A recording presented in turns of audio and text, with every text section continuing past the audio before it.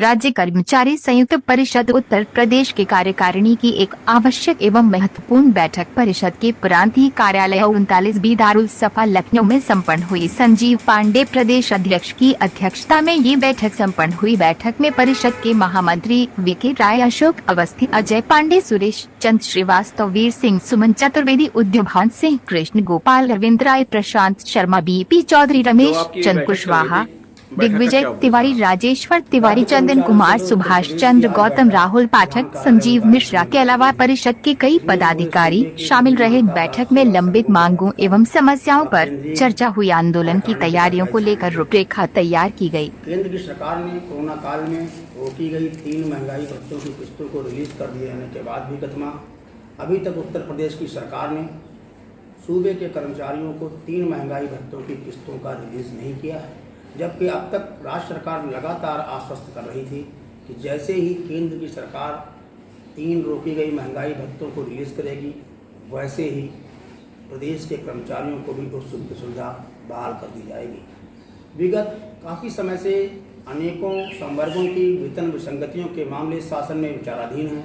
शासन ने अब तक कोई निर्णय नहीं किया है।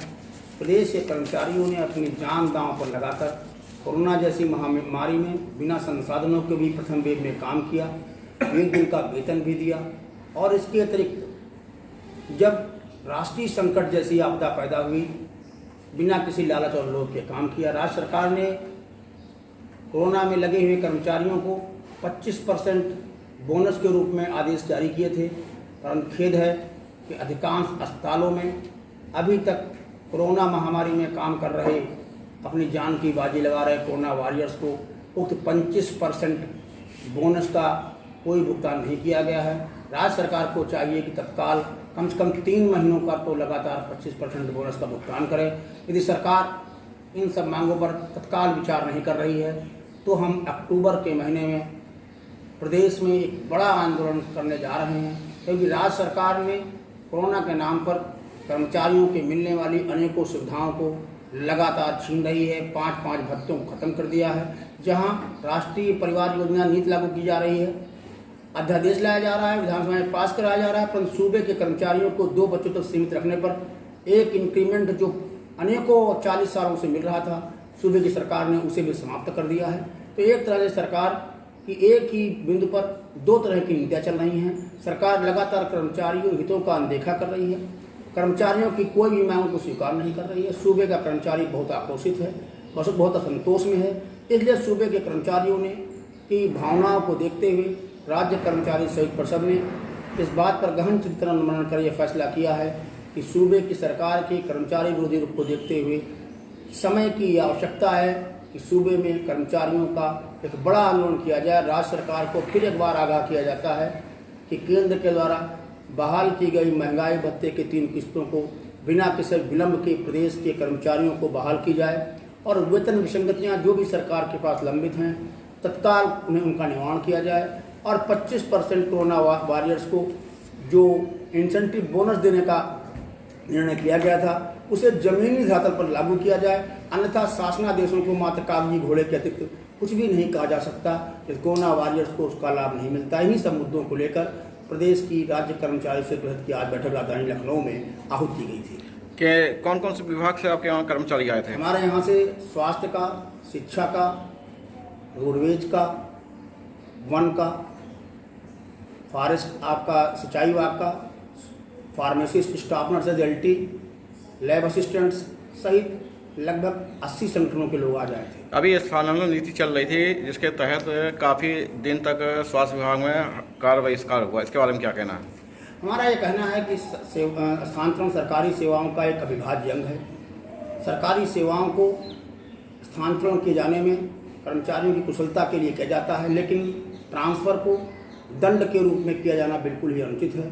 विकलांग, हृदय रोग पीड़ित, गंभीर बीमारी से ग्रसित और उत्तर प्रदेश शासन द्वारा ही जारी की गई स्थानांतरण नीति का उल्लंघन कर जो भी स्थानांतरण आदेश जारी किए गए हैं बिल्कुल नियमबद्ध हैं, और ऐसे सभी स्थानांतरणों को तत्काल रोका जाना चाहिए। क्योंकि शासन जब स्वयं अपनी नीति को घोषित करती है और किसी अधिकारी और विभाग द्वारा उसका पालन नहीं किया जाता है तो ऐसा लगता है या तो सरकार या तो के आदेशों को या तो संबंधित विभाग और अधिकारी मानने को तैयार नहीं है, या वो कर्मचारियों को सरकार के विरुद्ध खड़ा करने की एक साजिश कर रहे हैं, जिसे किसी भी कीमत पर स्वीकार नहीं किया जा सकता। आज ये जो बैठक चल रही थी, इसका मुख्य उद्देश्य के साथ साथ किन किन विभाग के कर्मचारी आए थे? इसमें हमारे जितने संबद्ध संगठन हैं उनके कर्मचारी, उनके जो हमारे पदाधिकारी भी हैं, उन्हीं को केवल आमंत्रित किया गया था, क्योंकि कोरोना काल है और इसमें बहुत ज़्यादा यहाँ पर भीड़ भाड़ बुलाई नहीं जा सकती है। उसे हमें 50 से नीचे ही नियंत्रित करना था, तो इसलिए हर अनेकों संवर्गों से 2-2, 3-3, 4-4 लोग उसमें भागीदारी किए थे, जो हमारे भी पदाधिकारी हैं, तो उन्हीं को केवल बुलाया गया था यहाँ पे। जैसा कि आपके संगठन काफ़ी लंबी समस्याएं होंगी, आगे आंदोलन की क्या तैयारियां हैं? देखिए, समस्याएं कई तरह की हैं, कई चरणों की हैं। जैसे कि एक डीए का मामला है, डीए का जो केंद्र सरकार ने घोषित कर दिया है। पहले आश्वासन मिलता रहा कि जो केंद्र सरकार घोषित करेगी तुरंत राज्य सरकार भी उत्तर प्रदेश के कर्मचारियों को और पेंशनर्स को और अपने ये जो निगमों के कर्मचारी हैं, इनको सबको ये तुरंत जारी किया जाएगा। लेकिन वहाँ पर 1 महीने से भी ज़्यादा टाइम हो गया और अभी तक यहाँ पर जारी नहीं किया गया। यहाँ पुराने वेतन नहीं मिल रहा है, इससे कर्मचारियों का बहुत घाटा पहले ही हो चुका है। 1.5 वर्षों में लगभग 1 से 1.5 लाख रुपये का वैसे ही नुकसान हो गया है कर्मचारियों का। और ये महंगाई भी दिनों दिन बढ़ रही है, लेकिन डीए रोक करके रखना ये उचित नहीं लगता। तो ये इसमें जो है तुरंत इसको तत्काल मुख्यमंत्री जी को हम लोगों ने कई बार पत्र लिखा है और फिर हम लोग प्रयास करेंगे कि इसको तुरंत 1 हफ्ते के अंदर ये दिलवाया जाए। और इससे बड़ा अव्यवस्था उत्पन्न हो रही है। दूसरी बात है कि विभिन्न संगठन, जैसे कुछ ऐसी मांगे होती हैं संगठनों की जिसमें पैसे का कोई इन्वॉल्वमेंट नहीं होता है, जो वित्तीय नहीं होती है, वित्तीय मांग नहीं होती है। जैसे किसी को राजपत्रित करना है, तो ये सब चीज़ें जो है छोटी मोटी मांगे हैं, या कैडर का पुनर्गठन करना है, ऑलरेडी उस स्केल में वो कर्मचारी पहुंच गया रहता है, केवल पदनाम देना होता है।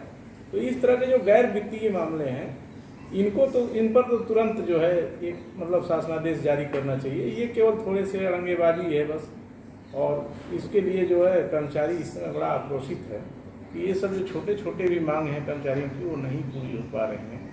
तो इसमें कर्मचारी बड़ा, उन लोगों से भी हम लोगों को आ रहा था कि आप लोग मीटिंग करिए, एक बैठक करिए। और लखनऊ में एक बड़ा आंदोलन हम लोगों ने तैयारी किया है कि नवंबर माह में एक बड़े आंदोलन की हम लोग रूपरेखा बना रहे हैं कि अगर हमारी मांगें जो विभिन्न स्तर की हैं, वेतन विसंगति है और ये सब चीज़ें, तो अगर नहीं मांगी जाती है तो हम लोग एक बड़ा आंदोलन खड़ा करने का एक रूपरेखा बना रहे हैं। और